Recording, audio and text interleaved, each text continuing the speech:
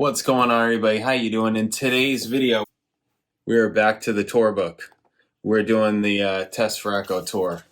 If you're new here, please subscribe. Check out my videos, all kinds of videos, reaction videos, bass videos, music videos. Check it out. If you like the channel, you want to support the channel, you can hit super thanks underneath this video. You can hit me direct in the description. I got PayPal, Cash App, Venmo, Amazon wishlist, mailing address, and I do donation request videos. So if there's something you want me to listen to, watch, talk about, a question, anything, hit me direct, PayPal, Cash App, Venmo, and in the notes section, leave a description, leave a link, let me know what you want the video to be on, and I'll make the video. You can also hit me up at jpanreadsemail@gmail.com. That's in the description also. Thank you guys. Okay, the Test for Echo tour.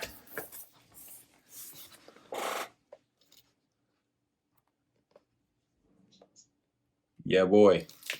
Jazz bass. Comprised of two distinct legs, the Test for Echo tour drew 660,000 fans over 68 shows. For the first time, the band exclusively employed the evening with format, with no opening acts. So that started here. Test for Echo. No more openers. They could perform an extended set and thus explore some long-neglected areas of their back catalog. The 2112 suite was featured in its entirety for the very first time, including Oracle the Dream, which had never been performed live. Alex said, we were still opening a lot of shows back then, circa 76, 77. We were playing 40 minutes a night, and we couldn't really give 20 minutes to that one piece. Yeah, I mean, yeah, you can't. Nah, that's too much. Furthermore, Neil suggested as a joke that they play all 9 minutes and 18 seconds of Natural Science. Much to his surprise, Alex and Geddy agreed. Well, yeah, of course. I mean, are you kidding me? It's like a freaking fantastic song. The evening with approach, said Neil at the time, was something we've always stayed away from because we came up as an opening act and we hated to close that door. Without having radio or particular media support as we didn't in the beginning, we were still able to go out and tour as an opening act and build an audience that way. In the short of it, we've always resisted that idea up until this point based on that, and we finally decided that at this point in the program, we owe ourselves that sort of latitude. Okay? The set list remained fairly consistent throughout the trek, but with some alterations. Only the first two shows included both Resist and Time in Motion. Following the second date in Buffalo, the band alternated the two songs from one night to the next, with Geddy often introducing one or the other with a Scottish reference. Beginning on November 9th in Boston, Time in Motion was permanently dropped in favor of Resist, with the set list then remaining consistent throughout the rest of the first leg. The Safari's 1963 drumming hit Wipeout was brought back as the climactic ending of The Big Money, but for the second leg of the tour, The Big Money was removed and replaced with Limelight and Stick It Out. Subdivisions was also dropped, with Red Sector A moving up in the set to follow Free Will. Another aspect of the show that underwent some modification was Geddy's backline, which now featured a large working refrigerator stocked with drinks, a practice that would continue with adjustments on all future outings. So this is like also the beginning of their wacky, the dryers and washing machines. In his tour book equipment list, Geddy's complete list of effects included Commodore Deluxe Shake Maker Trio, Osterizer Deluxe 2-speed blender, Proctor Selects Deluxe Juice-It Oscillating Strainer, Frigidaire Deluxe Refrigerator, Beatrice Deluxe, number 2 Manual Meat Grinder, Morphy Richards Deluxe Automatic Toaster. Jeez, I can't even say half of those words. I'm trying to show you guys pictures here. Right? The museum quality refrigerator and appliances on stage left are just a lighthearted response to Alex filling up stage right with giant amps and every electronic effect known to megalomaniacal, holy shit, I can't say that word, megalomaniacal guitar players, Neil explained. Of course, he's the one using that word. And of course, I can't say it. Megalomaniacal. There it is. Overall, the Test for Echo outing proved a massive success. The band reinvigorated by playing the longer sets. Said Alex, "The tour was great. Doing an evening with was really a lot of fun for us. The tour went really, really well. We were healthy through the whole thing, and we got to the end of it fine. I think we were really planning on taking a relatively short break and then back in for the next record." But he added, "No one could know that what happened would happen." On August 10th, 1997, just over a month after the conclusion of the Test for Echo tour, tragedy struck when Neil's daughter, Selena, was killed in a single car accident outside of Brighton, Ontario. Rush went on indefinite sabbatical and looked like the band was over. The drummer told his bandmates to consider me retired. Jeez. Less than a year later, on June 20th, 1998, Neil's wife, Jackie, succumbed to cancer and passed away. Jesus Christ. On August 20th, 1998, Peart embarked on his Ghost Rider travels, and as Geddy explained it, Rush was all just very quietly put away. It would be almost 5 years before the band took to the stage again. I mean, that's really... Whew, can you imagine? That's just terrible. I mean, it's... I can't imagine. That's insane. Yep, so there's that. 5 years. Jesus. Okay, so, set list. Intro, Dreamline, Limelight, Stick It Out, The Big Money, Driven, Half the World, Red Barchetta, Animate, Limbo. Oh, they played Limbo live. The Trees, Red Sector A, Virtuality. They played Virtuality. Oh, God. Virtuality and then Nobody's Hero. Yeah, perfect.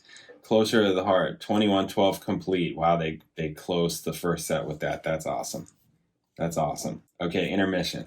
Okay, then Test for Echo. Yeah, that's probably good. Subdivisions, Free Will, Roll the Bones, Resist, Leave That Thing Alone, The Rhythm Method, Natural Science, Force 10, Time and Motion, The Spirit of Radio, Tom Sawyer, YYZ. Tom Sawyer ends, and then Encore, YYZ, Cygnus X1 teaser. Okay, let's see if we can find some cool, funny, ridiculous. I love finding the insane critiques. I think it's hilarious. Okay, the first night was Albany, New York. Geddy said on stage, "Welcome to the opening of our Test for Echo tour. It's the first show, so you're going to be hearing some strange things probably. See some strange things, but remember, there are no mistakes tonight, just new parts. It's been a while since we've been to America, over 2 years." Okay. October 26, 1996, Rockford, Illinois. Following a fan petition, Rush returned to Rockford for the first time in 20 years. Wow. This date was originally scheduled for Savage Arena in Toledo.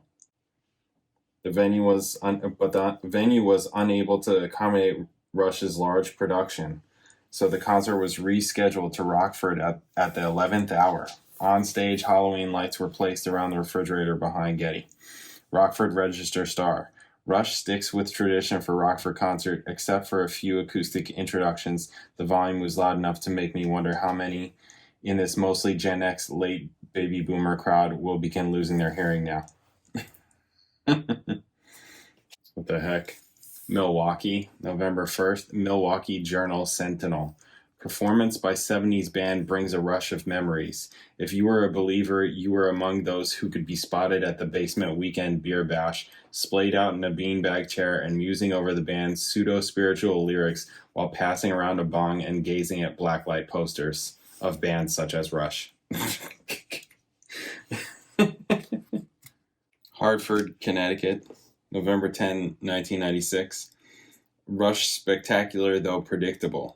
Although Rush draws a relatively sedate crowd, the band has a distinct effect on its audience. The band's instrumental wizardry compels many fans to become professional air musicians. The less outgoing fans wore an expression of mesmerization, probably due to Rush's elaborate visual production. Man, I'm not finding like any that are bad or like even like anything that's worth reading, really, like to you guys, you know what I'm saying? Like I try and find ones that are either funny or there's all that kind of stuff, but most of it is just it's just like a recap. It's like you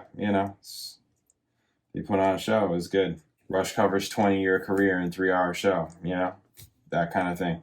New York Times, December 15th, 96, East Rutherford, New Jersey, Continental Airlines Arena. I'm pretty sure that's where I said I saw Sabbath.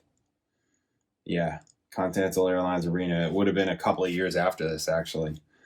I saw Sabbath, Pantera, and Deftones there. Okay, New York Times. Rush settles in as 1980 specialty act. Oof. The presentation was so hard and shiny that it was nearly impossible to discern whether the players were having a good or bad night. Jeez. What is this? Coquitlam, British Columbia. Golf and Country Club. Day off. Alex and some friends take to the links. Jim Rhodes, former crew member. My funniest memory of Alex was a golf outing in Coquitlam, something like that. I hired a driver to get Lurks and Larry Allen there and back. Coming down the 18th fairway, there's this guy leaning out over the upper patio railing of the clubhouse bar, trying to get Lurks' attention. It was Bruce Thrasher, the course superintendent and an ex-schoolmate of Lurks.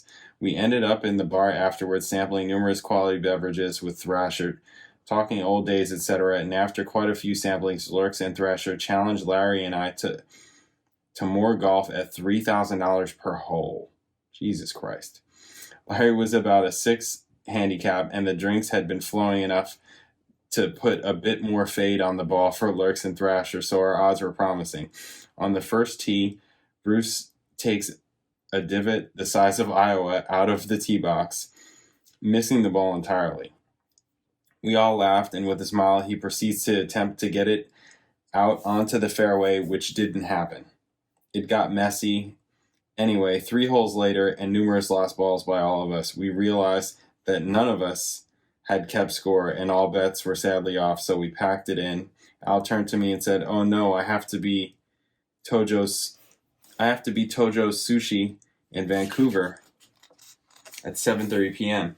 It was already close to 8 p.m., so Lurk slipped Chris, the driver, $100 and said, "Get me there as quick as you can." Our man Chris got us downtown in less than 20 minutes at about 80 miles per hour. Chris had a bandana in the van, which Lurks took an interest in right away. So with bandana on head, golf cleats still on, and golf bag in hand, Lurks jumps out of the van, walks briskly toward the double glass doors at Tojo's, and misjudged the 2 doors completely, elects to try and enter the restaurant through the double pane glass windows on the right side of the doors, which fortunately didn't budge, and oops, down go the clubs, and Lurks hits the sidewalk on his ass. The bandana stayed on. Lurks was quick to his feet, and with a smile he waved a nice old goodnight before heading into the restaurant, where he and guests proceeded to chip balls until well after closing, until very, very late into the morning. I still think we took the 3 holes, so God love you, Lurks. Where's that $9,000 you owe Larry and I? Damn. Boise, Idaho. Idaho Statesman. The chance to check out the one-man percussion orchestra that is Neil Peart alone is worth the $24 ticket. Damn. Man, people love that guy. It's wild. I mean, it's not wild. It's understood, but yeah. It's like, wow. I mean, it seemed like this is an excellent concert. Woodlands, Texas. Somebody named Ray. I don't know who Ray is. They still do sound checks for every show. They play 45 minutes together every day and then do a 3-hour show at night. Not many guys would do that after all this time. Well, the Grateful Dead did it, but they were on drugs. They didn't know. Yeah. Jeez. Getty in Cincinnati said on stage, "We've got about 4 or 5 million songs to play for you tonight. I hope you've taken your medication." Oh, wow. Randy Johnson, the pitcher, used to take the mounds to Working Man. Wow, that's cool. It's a really long song, so I used to walk slow. And that guy's like he's huge. So his legs are massive. Yeah, I mean, there's like nothing. It's all, it looks like it's all really good. Good talk. So it's like, it looks like it was a really good concert. So that's pretty cool. Test for Echo. Wow, amazing. All right, cool. Awesome. Love this book. It's always got really cool stuff in it. All right, guys. Thank you very much for watching. I'll catch you in the next video.